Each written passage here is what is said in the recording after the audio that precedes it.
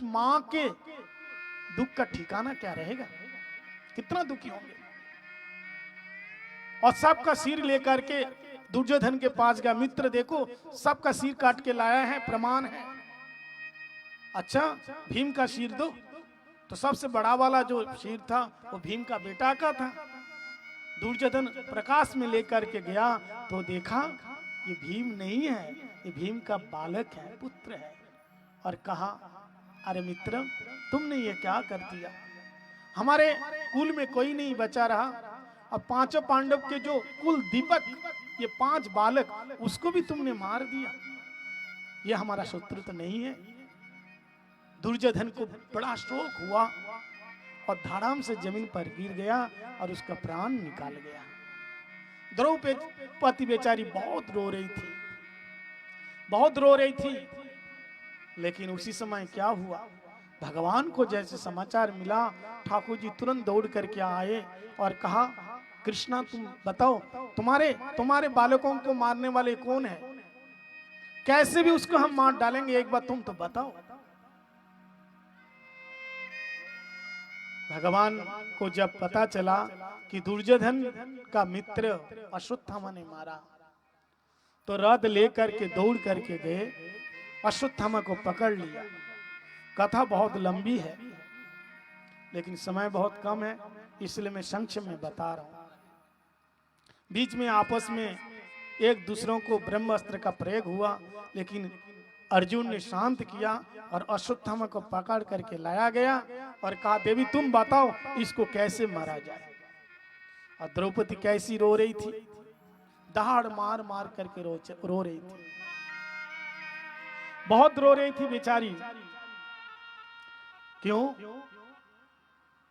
कि माता शिशूनाम निधने सुताना, बहुत रो रही थी। इतने में भगवान जी अश्वत्थामा को बांध करके पकड़ करके बांध करके पशु की तरह लेकर के आए, द्रौपदी के आगे धक्का मार करके गिरा दिया और कहा ये तुम्हारे बच्चों को कत्ल करने वाला ये है परम शत्रु, देवी तुम इसको बताओ कैसे मारा जाए। अगर तुम कहोगे कि अग्नि में जला करके मारो तो मार दूंगा, तुम कहो पानी में डुबो के मारो तो मार दूंगा, तुम कहो पेड़ में उल्टा करके लटक के मारो तो मैं मार दूंगा, अगर तुम कहो शेर का भोजन बना के मारो तो मार दूंगा, एक बार तुम तो कहो तो सही। लेकिन कृष्णा है ये, कृष्ण की सखी है ये। उसी समय उन्होंने कहा कि प्रभु यदि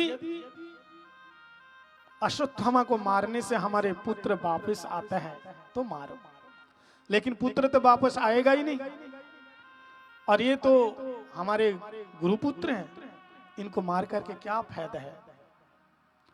इसलिए मुच्छताम इसको छोड़ दीजिए, इनको नहीं मारना चाहिए, छोड़ दो छोड़ दो। लेकिन यहां 2 पार्टी हो गई, द्रौपदी कहती हैं छोड़ दो, युधिष्ठिर महाराज जी कहते हैं जो शास्त्र में लिखे हैं ऐसे करो, भीम कहते हैं मार दो, नकुल सहदेव कहते हैं मार दो। अब क्या किया जाए, तब भगवान ने अर्जुन का आदेश दिया, अर्जुन तुम करो क्या करना है। अर्जुन ने कहा प्रभु आप तो बताइए हमें क्या करना चाहिए। तो भगवान ने कहा ब्रह्म बंधु न हंतव्यः, ब्राह्मण को कभी भी शरीर से मारना नहीं चाहिए। ये ब्राह्मण है, और जो आतोताई 5 प्रकार के पाप करने वालों को आतोताई कहते हैं, ये आतोताई भी है, इसको छोड़ना भी नहीं चाहिए, यानी इसको मार भी दो छोड़ भी दो, छोड़ो भी मत मारो भी मत। तो क्या करना चाहिए, बोले ऐसा करो जो तुम्हारे मन में आए वही करो। अर्जुन समझ गए, अश्वत्थामा के मस्तक पर एक जन्मजात मणि थी, उसी को महाराज तुरंत तलवार से काट करके निकाल लिया और सबके सामने धक्का मार करके बाहर भगा दिया। बोलो राधे राधे। राधे। जो सम्मानीय व्यक्ति है, अगर उसे समाज के सामने, सबके सामने अपमान हो जाता है तो मरने से भी ज्यादा कष्ट होता है, ज्यादा कष्ट होता है। चला तो गया, लेकिन अंदर से ईर्ष्या नहीं गई। भगवान जी आए और इसके बीच में और भी बहुत सारी कथाएं हैं। भीष्म महाराज जी का प्रयाण हुआ, अंत में भगवान जी द्वारका में जा रहे थे, इतने में उत्तरा दौड़ती हुई आई। त्राही त्राही महाजगिन भक्तानाम भयंकर, हे प्रभु हमें बचाइए। क्यों, क्या हुआ? अश्वत्थामा उस उत्तरा के गर्भजात शिशु को मारना चाहता था। भगवान ने अंदर जाकर के उसको बचा दिया और उसका नाम उत्तरा, भगवान का एक नाम हो गया। उत्तरा के गर्भ में गए हैं ना, तो उत्तराया अयनम जस्स, भगवान उत्तरा के गर्भ में गए। लोग कहते हैं भगवान कभी किसी के गर्भ में जाता है क्या? लेकिन यहां तो प्रमाण दिया भगवान गर्भ में जाते हैं। भक्तों को बचाने के लिए अगर पाप में भी जाना पड़े तो भगवान पाप के अंदर भी चले जाते हैं, इसलिए तो भगवान है। इस प्रकार से भगवान जी गए और अर्जुन भी साथ गए, फिर लौट के आए। लेकिन इधर क्या हुआ, जिस गर्भजात शिशु को बचाया था अब उसका जन्म हो गया। जैसे बच्चे का जन्म हुआ तो परितः इच्छति इति परीक्षिता, परितः इच्छति इति परीक्षिता, चारों तरफ देखने लगा कि माँ के पेट में जो मेरे को बचाने के लिए गया था वो कहाँ गया, वो दिखता क्यों नहीं है। भगवान जी आए, भगवान की गोद में दिया तो खिलखिला करके हंसने लग गए। बड़े बड़े ब्राह्मणों को बुलाया गया, इनका जन्म पत्री बनाई गई। बोले बहुत बड़े दानी होंगे, बलवान होंगे, युधिष्ठिर महाराज जी जैसे धार्मिक होंगे, भीम जैसे गदाधारी होंगे, अर्जुन जैसे गंडीवधारी होंगे। लेकिन एक छोटा सा दोष है। बोलो दोष क्या है? कि एक संत के चरण में अपराध करने के कारण इसे सर्प के द्वारा, सांप के द्वारा इनकी मृत्यु होगी।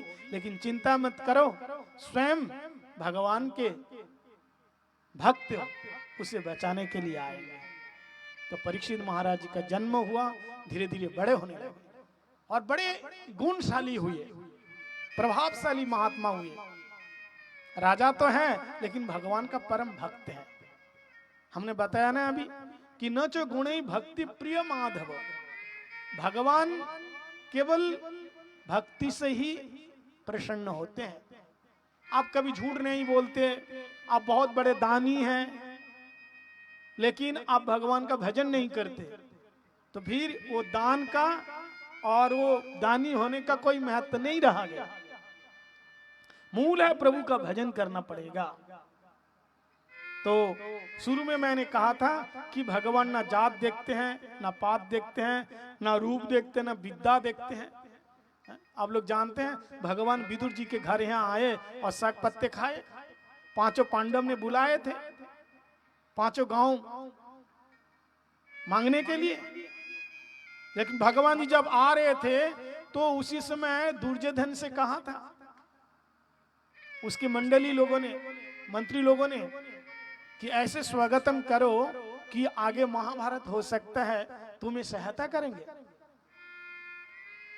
धृतराष्ट्र ने भी कहा, दुर्योधन ने कहा पिताजी अब चिंता मत करो, वो तो ग्वाला है, ऐसी स्वागतम करेंगे, वो हमेशा याद रखेगा। पूरी हस्तिनापुरी को दुल्हनी की तरह सजाई गई और भगवान जी रात में बैठ करके आ रहे हैं। बोलो राधे राधे। रात में बैठ करके ठाकुर जी आ रहे हैं। लेकिन इतने में क्या हुआ, विदुर जी, विदुरानी से कहा देवी आज मेरे प्रभु आने वाले हैं, मैं दर्शन को जा रहा हूं। विदुरानी ने कहा प्रभु हमें भी लेकर के चलो। तो विदुर जी और विदुरानी दोनों भी आए भरी सभा में, पूरे एकदम रास्ते में बड़े बड़े वैदिक ब्राह्मणों को खड़े कर दिए, वेद का मंत्र उच्चारण कर रहे थे, और सुंदर सुंदर जो नारियां हैं आरती की थाल लेकर के तैयार थी, और ठाकुर जी सोने के रथ में बैठ के आ रहे थे। आंख बंद करके भगवान जी बैठे हैं, क्योंकि दुर्योधन के यहाँ आ रहे हैं, किसी को देखना नहीं चाहते। लेकिन उसके ठीक भीड़ में विदुर जी और विदुरानी पहुंच गए। विदुरानी ने कहा, प्रभु आपका दर्शन तो हो गया, क्या आपकी दृष्टि, कृपा दृष्टि हमें नहीं होगी? जैसे कहा, इतने में क्या हुआ मालूम है? इतने में भगवान जी नेत्र खोल करके ऐसे करके देखने लगे कि मेरी काकी जी कहाँ है। बोलो राधे राधे। मेरी काकी जी कहाँ है? अब मानो भगवान जी ने इशारे से कहा, मानो भगवान जी इशारे से कहा, चिंता मत कर काकी जी, आपके घर में जाके प्रसाद पाना है। विदुरानी तो एकदम चीख पड़ी, देखो जी देखो, प्रभु मेरे से बात किया है। विदुर जी ने कहा, अरे भोली, अरे तू इतनी भोली है, इतनी भीड़ में तेरे से बात किया, ऐसा हो ही नहीं सकता। लेकिन तुम जाओ, अब पांचों पांडव का क्या फैसला होते हैं हम सुन के आएंगे। भगवान जी आए, महल में बैठने के लिए सुंदर आसन दिया, हजारों प्रजाएं बैठे थे। दुर्योधन ने पूछा, केशव बताइए आने का कारण क्या है? तो भगवान ने कहा, हमारे पांचों पांडव बड़े सरल सीधे और शांत स्वभाव के हैं, ज्यादा नहीं चाहिए, 5 पांडव के लिए केवल 5 गांव दे दो। हम शांति दूत बन के आए हैं, शांति चाहते हैं। लेकिन उसी समय दुर्योधन ने कहा, क्यों?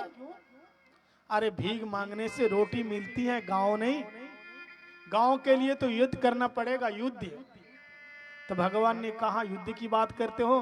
अरे हमारे पांचों पांडव कमजोर नहीं है। इतने में धृतराष्ट्र पीछे बैठा था, इशारे से कहा, मूर्ख, नाराज कर दिया ना। आगे महाभारत का युद्ध होगा, सहायता नहीं मिलेगी। इतने में दुर्योधन तुरंत बात को बदल दिया, कपटी तो था ही। कहा, केशव मैं बहुत बहुत सीधा हूं, आपको मालूम नहीं है, कुछ भी बोल देता हूं। लेकिन आप इतने दूर से चल के आए हैं, पहले प्रसाद पाओ, बाद में आप बड़े लोग बैठ करके जो भी फैसला लेंगे, जो भी फैसला करेंगे वही हो जाएगा। छापान भोग बनाए मेरी माँ ने, माता जी ने, गंधारी जी ने। तो ठाकुर जी ने कहा, देखो भाई, पेट में तो भूख है ही नहीं है, और दूसरी बात यह है कि मेरा निमंत्रण भी है। बोले, आप तो अभी अभी आए, निमंत्रण किसने दिया? बोले, मेरे काका जी ने दिया। दुर्योधन ने कहा, अरे स्वयं को खाने को कुछ नहीं है, आपको क्या खिलाएंगे? बोले, तो हमें मालूम नहीं है। तो विदुर जी उसी प्रजाओं के बीच में बैठे थे। विदुर जी इशारे से कहा, मेरे को कह रहे हैं, मैंने नोता दिया? माना विदुर जी इशारे से कहा, मैंने आपको कब बोला? ठाकुर जी ने कहा, शांत बैठो, मैं जो कह रहा हूं ठीक कह रहा हूं। और भगवान जी आएंगे, ये बात को सोच करके विदुर जी वहां से भागा और बाजार में गए, गोपों की बाजारिया में, और ठाकुर जी के लिए लड्डू, पेड़ा, माखन, मिश्री खरीद रहे हैं। इधर भगवान जी लोगों से पूछते हुए विदुरानी के घर गए, और विदुरानी अंदर भगवान की कथा कीर्तन में डूबी हुई थी। जिसके घर के अंदर द्वारकानाथ की कथा होती है, उसके द्वार में जाकर के द्वारकानाथ खटखटाते हैं, काकी जी दरवाजा खोलो, काकी जी दरवाजा खोलो। विदुरानी ने सुना कि मेरे ठाकुर आए हैं, दौड़ती हुई गई, देखा ठाकुर जी को, बड़े प्रसन्न हुई, हाथ पकड़ करके अंदर लेकर के आ गई। छोटी सी कुटिया थी, कहाँ बिठाऊं, क्या खिलाऊं? अंदर से एक आसन लेकर के आई। बोले, केशव यहाँ बैठ जाओ। भगवान बैठने के लिए गए, कहते नहीं नहीं, ये स्थान इतना उत्तम नहीं है, सुंदर नहीं है, घर के सबसे सुंदर स्थान में आपको बिठाएंगे। दूसरी जगह बैठने के लिए दिया, यहाँ बैठो, यहाँ बैठो। पूरे आंगन में नाचा रही हैं, और अंत में इतने भाव में विभोर हो गई उल्टा आसन बिछा दिया और कहा कि सब बैठ जाओ। ठाकुर जी बैठ गए और पेट में हाथ घुमा करके कहते काकी जी बहुत जोर से भूख लगी है, कुछ खिलाओ ना। बोले देखो तुम्हारे काका जी बाजार में गए हैं मिठाई खरीदने के लिए, माखन मिश्री लेने के लिए, तब तक तुम केले खाओ। और महाराज इतने भाव में थी, केले के पत्थर भी उल्टा बिछा दिया और क्या किया, केले केले दूर गिराए और छिलके को प्रभु मुख माहे। केले तो दूर गिराते जा रही हैं, केले के छिलके भगवान को खिला रहे हैं और भगवान जी बड़े प्रेम से पा रहे हैं। कम से कम 30-40 केले के छिलके खा गए। इतने में विदुर जी आए और कहा देवी आज मेरा तो अभाग्य है, मेरे ठाकुर जी मेरे घर में आएंगे। सबसे पहले तुम ये करो कि सुंदर ये आंगन में गोबर का लेप करो, सुंदर केले के खंबे लाओ और ये देखो ये सारे प्रसाद लाए हैं, सजाओ। बोले महाराज आएंगे? अरे वो तो आएंगे। अच्छा आ गए, तुमने कुछ खिलाया कि नहीं? बोले घर में और तो कुछ नहीं था, केले थे, केले खिला दिया। तो आके क्या देखा कि केले तो दूर दूर गिरे हुए हैं और केले के छिलके ठाकुर जी खा रहे हैं। तो विदुर जी को बहुत बुरा लगा, प्रभु आज पहली बार मेरे घर में आप आए हैं, लेकिन ये देखो इतनी भोली है, इतनी सीधी है, इतना इसको ज्ञान नहीं है क्या खिलाना चाहिए क्या नहीं खिलाना चाहिए। आपके लिए ये पेड़ा लेके आया हूं, ये माखन मिश्री लेकर के आया हूं, आप खाइए ना। भगवान के हाथ में दिया, भगवान जी पा गए। दूसरे बार दिया, वो भी पा गए, खा गए। तीसरे बार जैसे देने को गए तो ठाकुर जी हाथ पकड़ लिए और कहा काका जी एक बात बताऊं? बोले हाँ बताओ। बोले काकी जी के केले के छिलके में जो स्वाद था, आपके इस लड्डू पेड़े में वो स्वाद नहीं आ रहा है, क्योंकि भगवान भाव के भूखे हैं। नच गुणई भक्ति प्रिय माधव, इसलिए आपको मंत्र नहीं आते हैं, कोई बात नहीं है, कोई मंत्र नहीं आते, कोई बात नहीं है। केवल नैवेद्य में तुलसी पत्र छोड़ो और केवल एक ही मंत्र बोलो, हरे कृष्णा कृष्णा कृष्णा हरे हरे, हरे राम राम राम हरे हरे। इस मंत्र का जाप करो, इसी से क्या हो जाएगा, आपका भोग भगवान जी ले लेंगे। बल वृंदावन बिहारी लाल की जय हो, सचिनंदन गौर हरि की जय, भक्त वत्सल भगवान की जय। जय जय श्री राधे, जय जय श्री राधे।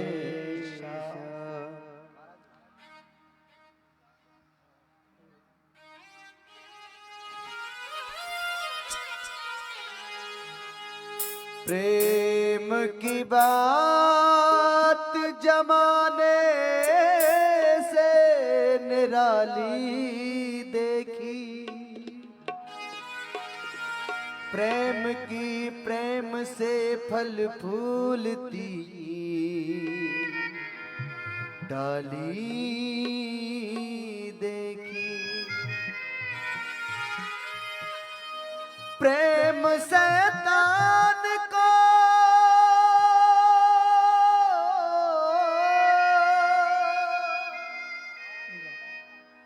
इंसान बना देता है,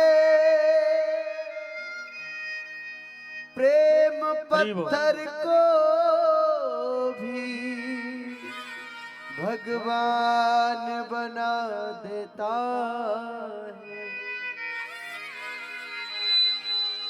और आएगा आएगा आएगा मेरा सावरा, दिल से बुला के दे, आएगा मेरा सावरा, दिल से बुला के दे, आएगा मेरा सावरा,